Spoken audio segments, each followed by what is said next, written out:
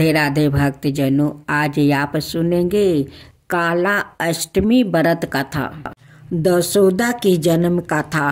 पौराणिक कथाओं के अनुसार ब्रज के गोपी सौमुख और उसकी पत्नी के घर भगवान वर्मा की कृपा से एक कन्या का जन्म हुआ था। इस कन्या का नाम दशोदा रखा गया। शास्त्रों के अनुसार दशोदा का विवाह ब्रज के राजा नंद के साथ तय किया गया था। ऐसा माना जाता है कि पिछले जन्म में नंद दौरन के रूप में जन्म लिए थे। दशोदा जयंती का महत्व। दशोदा जयंती पर माताएं उपवास रख कर संतान के सुख के लिए मंगल कामना करती है। मानता है कि इस दिन संतान सुख से वंचित लोग अगर माता दशोदा का व्रत रख कर विधि पूर्वक पूजा करते हैं, उन्हें भी संतान सुख प्राप्ति हो जाता है। कहा जाता है कि माता दशोदा नाम ही यश और हर्ष देने वाला है, जिसके चलते इस व्रत को रखने वालों की सभी मनोकामना पूर्ण होती है और इनके जीवन की कठिनाइयों में कमी आती है। संतान संबंधित जितनी भी समस्या है सभी दूर हो जाती है। दशोदा जयंती का महत्व। दशोदा जयंती का फागुन मास के कृष्णा पक्ष की षष्ठी तिथि के दिन मनाया जाता है। इस दिन माता दशोदा की गोद में विराजमान श्री कृष्णा के बाल रूप और माँ दशोदा की पूजा की जाती है।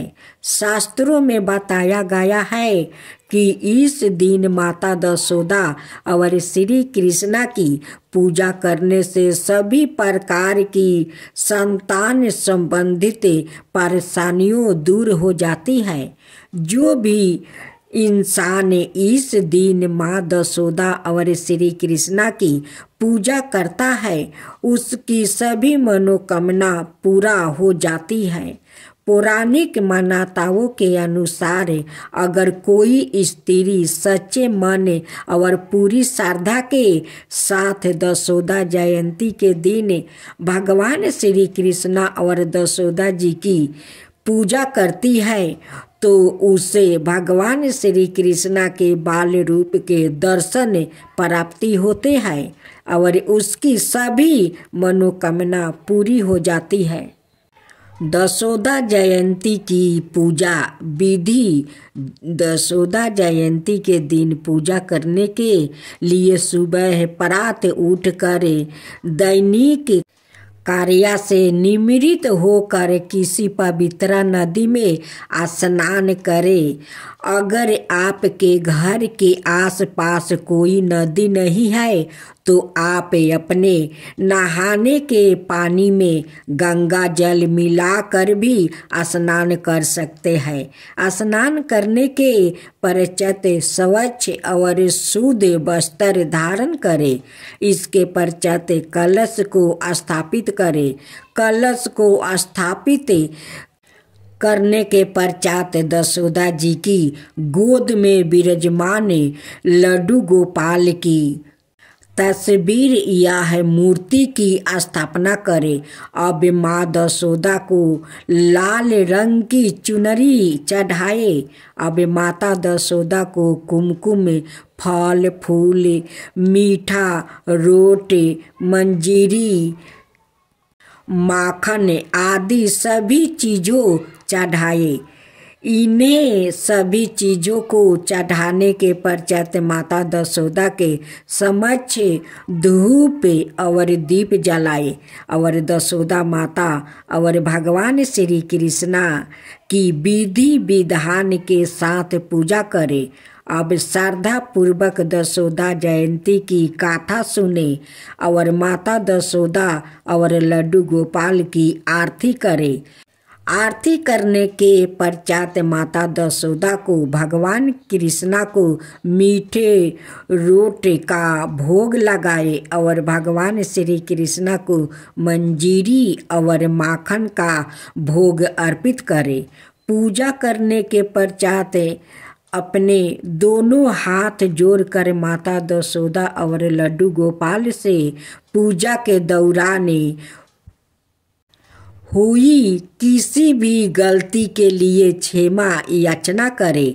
माता दशोदा और लड्डू गोपाल से क्षमा याचना करने के पश्चात सवाई मंजीरी का प्रसाद ग्रहण करे और परिवार के सभी लोगों को प्रसाद वितरित करे। पूजा संपन्न करने के पश्चात गाय को भोजन कराए, क्योंकि शास्त्रों के अनुसार भगवान श्री कृष्णा को गाय बहुत प्रिय है। गाय को भोजन करवाने से भगवान कृष्णा प्रसन्न होते हैं और आपकी सभी मनोकामनाओं पूरा करते हैं। दशोदा जयंती की कथा। पौराणिक कथा के अनुसार माता दशोदा ने भगवान विष्णु की कठोर तपस्या की थी, जिसे प्रसन्न होकर भगवान विष्णु ने उन्हें वरदान मांगने के लिए कहा। तब माता दशोदा ने कहा कि मेरी इच्छा तब ही पूर्ण होगी जब आप मुझे पुत्र रूप में मेरे घर आएंगे। इसके बाद भगवान विष्णु ने कहा कि आने वाले समय में वासुदेव और देवकी माँ के घर में जन्म लूँगा, लेकिन मेरा लालन पालन आप ही करेगी। समय बीत गया और ऐसा ही हुआ। भगवान श्री कृष्णा ने देवकी और वासुदेव के यहाँ 8वीं संतान के रूप में पुत्रा का जन्म लिया और इसके बाद वासुदेव उन्हें नंद और दशोदा के यहाँ छोड़ आया, जिससे उन्हें कंस के क्रोध से बचाया जा सके और उनका लालन पालन अच्छी प्रकार से हो सके। इसके बाद माता दशोदा ने कृष्णा जी का लालन पालन किया, जिसकी तुलना भी नहीं की जा सकती है। माता दशोदा विष्णु में श्री भगवत में कहा गया है, मुक्तिदाता भगवान से जो कृपा प्रसाद नंद रानी दशोदा को मिला, वैसे ही ब्रह्मा जी को, ना शिव जी को और ना ही कभी भगवान विष्णु की अर्धांगिनी लक्ष्मी जी को ही प्राप्ति हुआ। गौतम जी को अब सत्संग सुनते हुए और साधु सेवा करते हुए काफी दिन हो गया था। अब उनके मन में आया कि ठाकुर जी कैसे दिखते हैं, कभी उनसे मिलना चाहिए। बहुत दिन तक उन्हें ठाकुर जी नहीं मिले तो उन्होंने गुस्सा आ गया। उन्होंने ठाकुर जी से नाराज होकर कहा कि पहले तो मैं बिना नहाए खाता था, अब आपके लिए मैं नहा कर खाता हूँ और आपको अर्पित करके खाता हूँ। और पहले मैं कभी कंठी माला और तिलक आदि नहीं लगाता था, पर अब मैं आपके लिए गले में कंठी धारण करता हूँ, माथे पर तिलक लगाता हूँ, केवल आपके लिए। प्रभु, आपके लिए मैं इतना कर रहा हूँ, आप मेरे लिए क्या कर रहे हैं? क्या आप मुझे दर्शन देंगे? प्रभु उनकी यह बात सुनते ही तत्काल प्रकट हो गया। प्रभु संतों के वचनों को सत्य करने के लिए सदाए तत्पर रहते हैं। सत्य संग के प्रभाव से गौतम जी का जीवन पूरा बदल गया। पहले तो सोचते थे कि कहाँ जाकर चोरी करना है। और अब वो यह सोचते हैं कौन से साधु कब पधारे और कैसे उनकी सेवा हो। जब वो चोरी करते थे तब सिपाही हथकड़ी लिए उनके बंदी बनाने के लिए घूमते थे। और जब संत समागम हुआ तो लोग उनकी चरण रज को अपने माथे पर लगाने लगे। घातम जी ने एक संत की चरण ली और उनके वचनों का पालन किया तो वो प्रभु के दर्शन पाकर परम भगवत बन गया। कैसे भी दृष्टि हो यदि उस पर संत कृपा हो जाए तो उसके लिए भगवत दर्शन और भगवत भक्ति दुर्लभ नहीं रहती है। इसलिए सत्य संग सबर परी है। सत्य संग से घोरे दृष्टि भी महात्मा बन जाता है। भक्तजनों, आज आप सुनेंगे राधा रानी की कहानी। एक समय नारद जी यह जान कर कि भगवान श्री कृष्णा ब्रज में प्रकट हुए हैं, बानी बजाते हुए गोकुल पहुँचे। वहाँ जाकर उन्होंने नंद जी के गिरहे में बालक का सवंग बनाया हुआ महायोगीश्वरी दिव्या दर्शन भगवान अच्युत के दर्शन किए। ओ वरण के पलंग पर जिस पर कोमल सेवत वस्तु बिछाए थे सो रहे थे और प्रसन्नता के साथ प्रेम में बिहाल हुई गोप बालिकाएं उन्हें निहार रही थी। उनका शरीर सुकुमार था, जैसे वो सवाए भोले थे वैसी ही उनकी चितवन भी बड़ी भोली भाली थी। काली काली घुंघराली अलग भूमि को छू रही थी। वो बीच बीच में थोड़ा सा हंस देते थे जिसे दो एक दांत झलक पड़ते थे। उन्हें नगन बालक रूप में देखकर नारद जी को बड़ा हर्ष हुआ। उसके बाद महाभगवत नारद जी यह विचारने लगे, भगवान की कांता लक्ष्मी देवी भी अपने पति नारायण के अवतीर्ण होने पर उनके विहार्थ गोपी रूप धारण करके कहीं अवश्य ही अवतारिण हुई होगी, इसमें संदेह नहीं है। और ब्रज वासियों के घरों में उन्हें खोजना चाहिए। ऐसा विचार कर मुनिवर ब्रजवासियों के घरों पर अतिथि रूप में जाकर उनके द्वारे विष्णु वृद्धि से पूजित होने लगे। उन्होंने भी गोपों का नंदन में उत्कृष्ट प्रेम देखकर मन ही मन सबको प्रणाम किया। दत्तेंद्र और नंद के मित्रा महात्मा भानु के घर पर गया। उन्होंने उनकी विधिवत पूजा की। तब महामान्य नारद जी ने पूछा, साधो तुम अपनी धार्मिकता के कारण विख्यात हो, क्या तुम्हें कोई सुयोग्य पुत्र अथवा सुलक्षण कन्या है जिसे तुम्हारी कीर्ति समस्त लोगों को व्याप्त कर सके। मुनिवर के ऐसा कहने पर भानु ने पहले तो अपने महान तेजस्वी पुत्र को लाकर उसे नारद जी को प्रणाम करवाया। तदंतर अपनी कन्या को दिखाने के लिए नारद जी को घर के अंदर ले गया। गिरहे में प्रवेश कर उन्होंने पृथ्वी पर लौटती हुई नन्ही सी दिव्या बालिका को गोद में उठा लिया।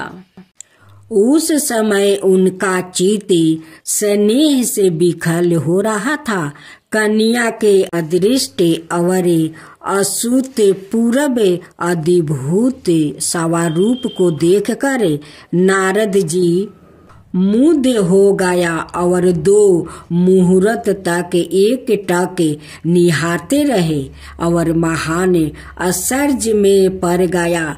फिर मुनि ने मन में इस प्रकार विचार की, मैंने स्वच्छकारी होकर समस्त लोकों में भ्रमण किया, पर ऐसी अलौकिक कन्या कहीं भी नहीं देखी, जिसके रूप से चराचर जगत मोहित हो जाता है।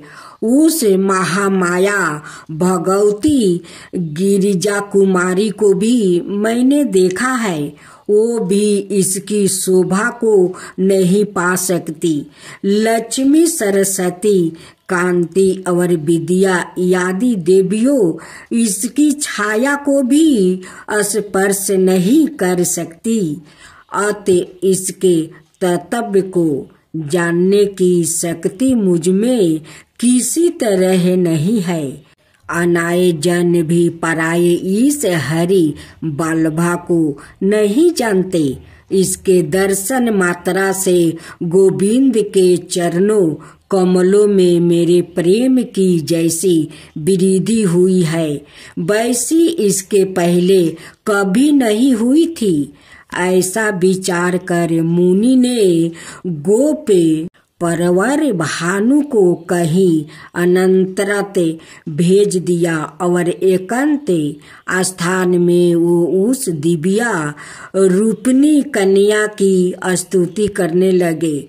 स्तुति करने के बाद नेत्रों से आंसू बहाते हुए बड़े ही विनय युक्त स्वर में बोले, हे हरि वल्लभे, तुम्हारे इस पूजनीय दिव्या स्वरूप को देखना चाहता हूँ, जिसे नंद नंदन श्री कृष्णा मुग्ध हो जाएंगे। महेश्वरी, तुम शरणागत और प्रांत भक्त के लिए दया करके तुम अपना स्वरूप प्रकट कर दो। या निवेदन करके नारद जी ने तद-प्रीत चित से उस महान नंद माई परमेश्वरी को नमस्कार किया और भगवान गोविंद की स्तुति करते हुए वो उस देवी की और देखते रहे।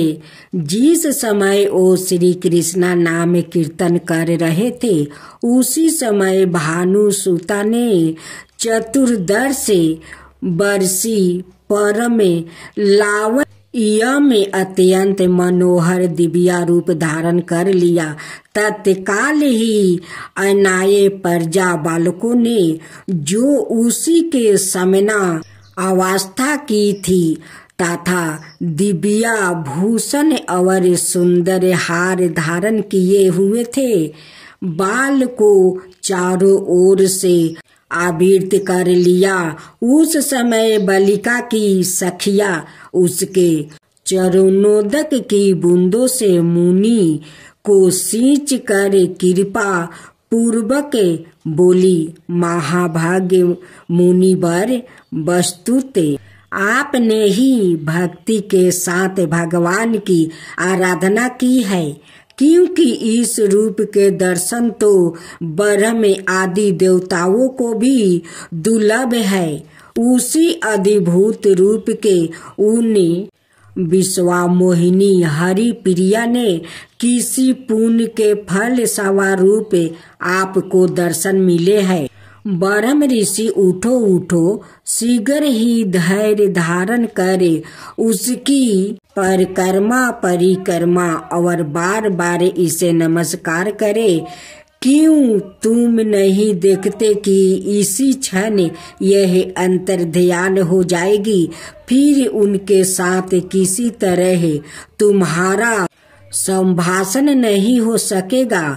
उन प्रेम बिल्ली सखियों के वचन सुनकर नारद जी ने 2 मुहूर्त तक उस सुंदरी बाला की प्रदक्षिणा करके साष्टांग प्रणाम किया। उसके बाद भानु को बुलाकर कहा, तुम्हारी पुत्री का प्रभाव बहुत बड़ा है, देवता भी इसका महत्व नहीं जान सकते।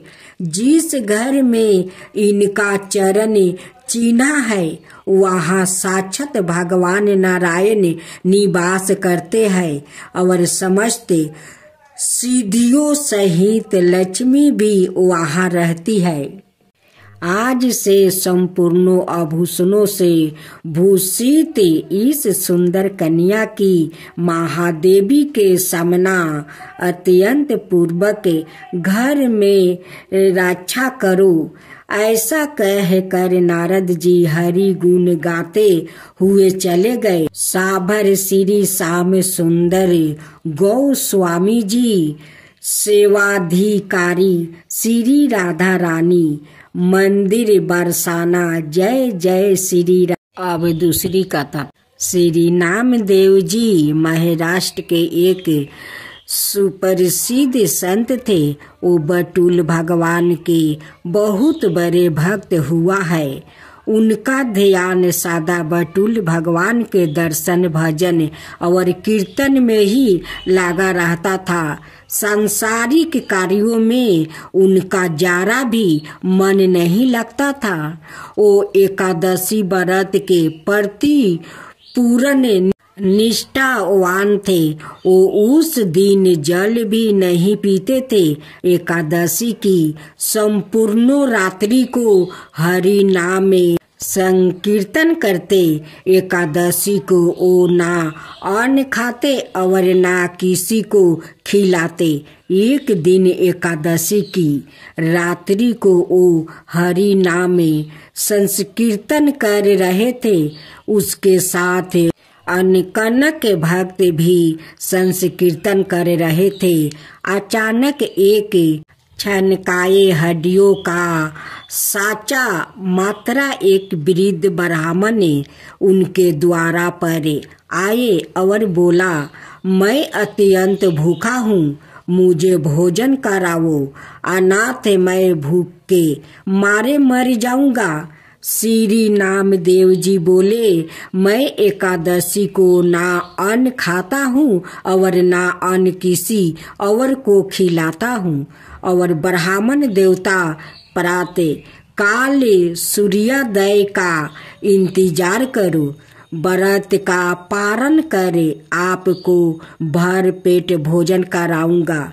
ब्राह्मण बोला, मुझे तो अभी ही भोजन चाहिए, मैं 120 बरस का बूढ़ा हूँ। एकादशी व्रत 8 बरस से लेकर 80 बरस तक के लोगों के लिए है। मैं भूख से मर जाऊंगा और तुमको ब्रह्म हत्या का पाप लगेगा। श्री नामदेव जी ने कहा, ब्राह्मण देवता, चाहे कुछ भी हो जाए, मैं आपको भोजन नहीं करा सकता। कृपाए आप सुबह तक प्रतीक्षा करें।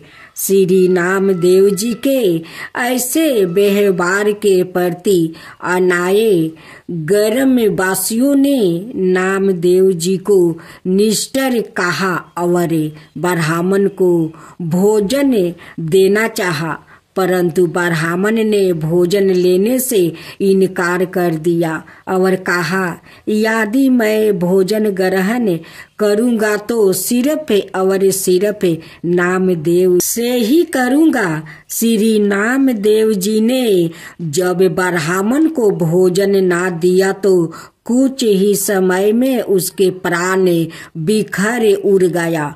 वहाँ उपस्थित सभी लोग श्री नामदेव जी के प्रति आप शब्द कहने लगे और उन्हें हत्यारा कह कर संबोधित करने लगा। श्री नामदेव जी कुछ ना बोले, पूर्वत बटुल भगवान के भजन और कीर्तन में ही लगे रहे और एक पल के लिए उठे और मृत्यु के शरीर को ढक कर रख दिया।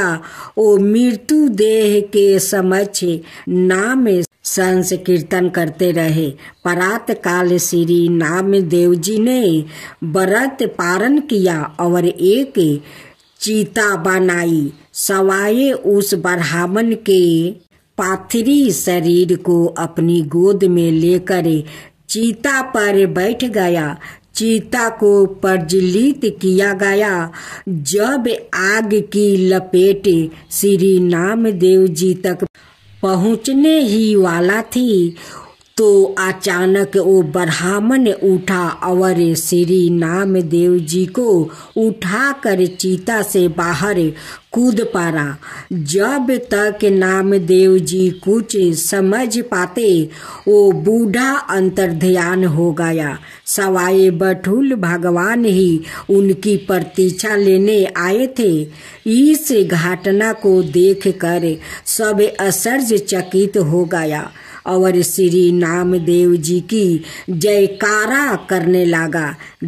धन्य है श्री नामदेव जी, चित्त में प्रयाग का प्रकाश ज्ञान का दीपक जले तभी ठाकुर जी का निराकार स्वरूप दिखाई देता है। भगवत श्रवण से चित्त रूपी दीपक जलने का प्रयास मानव को करना चाहिए।